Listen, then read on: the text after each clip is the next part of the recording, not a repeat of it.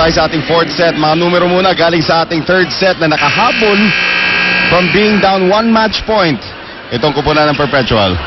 Well, you know, we were talking about it earlier on in the third set. The errors really plaguing Arellano. 13 as compared to 3. Although in all other departments, they were leading. Blocking, diba, and attacking. But it's really errors that actually gave the set away for Arellano. Here's the start of the fourth set. Henson, balik yan ni Guillermo. Guillermo is the starting setter once again. Balse, kinaliwa, kinanan. Yun! Ayan, parang boxing. Kinaliwa muna, tapos kinanan, knockout. Whatever works. Yan. Whatever rocks your boat. Yan. Whatever. Dayan Tikar. Also, great performance. Pero pagalingan na setter ito. Ang ganda ng bunot kay Guillermo eh. Tikar. Almost getting that in. Free ball. Short free ball. Tikar. Balse. Condada. Tubino for Sartin. Bautista. Tikar. Sagon off the block. Yes. Well, Sagon a bit quiet there in the third set for Arellano. Oo. Actually, pati si Henson. Very few sporadic points lang yung nangyayari kay Henson nung third set. Tikar. Nice serve. If it's Fun Family Pizza, it's gotta be Shakey's. Tubino! Oh, wow. Naibalik pa ni Sagon yun. Eto ngayon si Sartin, lusot sa depensa. Tira si Sagon. Sartin, Ibiza, Tikar, Balse, kinaliwa na naman. Guillermo, Tubino. Oh. Sorry, error there, but Balse working hard, not trying to chase that set. Ilang taon na ito si Ging? Probably 30 or something, right? 30 na ba yun? Parang 30 na rin si Ging eh. 29, 30, somewhere there. Tikar, really taking her time. Yan, napatagal. Nayelo niya kanyang sarili. Guillermo now.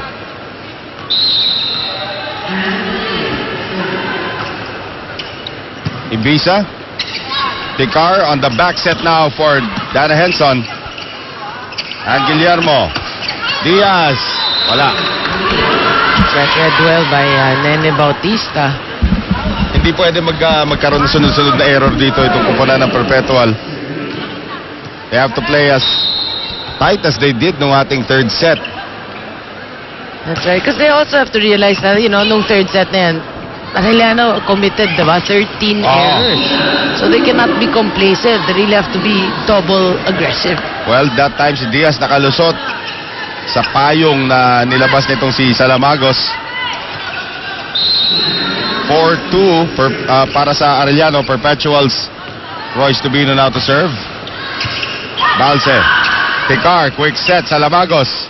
Sartin, masyado malapit sa net. Sartin! Wow! Ito si Sartin talagang when she decides na akin na yung bola, talagang palakasan na ng palo yan. Another one of those very small open hitters. Axel is the official outfitter of the Shakey's V-League. So Ging is 29. 29, yeah, somewhere there. 29 to 30. Sagun. Diaz. Sartin, nakahiga na, natira pa rin. That's right. So now we're tied, but Sartin able to penetrate the blockers Right. of itong Arellano. These girls must be exhausted already by now. Very high intensity ang kanilang laro. Tubino taking her time. Pag nagte-take time ka talaga na may nangyayari sa serve mo, ano? You know that I remember, no, during our days. Our days?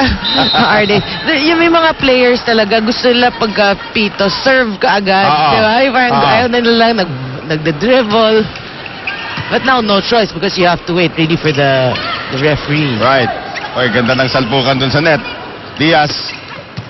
Good dig there from Balse. Tikar. Nene Bautista. Blocked by Diaz. One more time around para kay Nene. Blocked again by Diaz. This time, Pumasok. De La Paz saves it. Sagun. Nene, number 3 attempt. Puntos para sa Perpetual. That's right, she went for too much line pero lumabas. Yon ang naging problema ron. 5-all. April 13, makita mo yung lakad nila, babagal na. Whatever rest you can get in a high-intensity game like this really helps. Santin, Ibiza. Picar, back set. Oy, nahanap ni Sagun yung linya. That's right. Alam mo, itong Perpetual praying eh. Everyone already raising their arms. Ow! Sorry.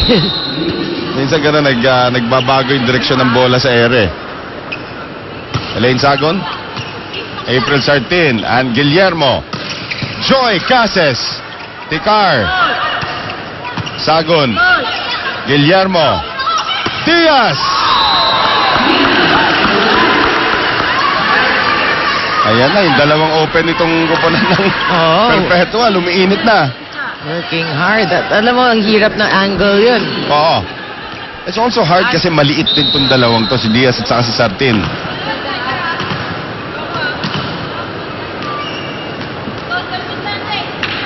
Jane Diaz. Dating, alam mo nagsimula si Jane Diaz, serve specialist. Tapos naging backup setter. Ngayon, Backup setter. Naging backup setter pa yan. Tapos naging ngayon, one of the best open hitters on the team as Joy Cases scores. At bumalik na naman ang kalabangan dito sa kupunan ng Perpetual. So Jane Diaz to serve once again. Ganda naman ang serve. Ticar down the middle. Nene, wow! Sarado! Galing dito kay Joy Cases. 8-6 Perpetual after trailing 4-1 here in the fourth set.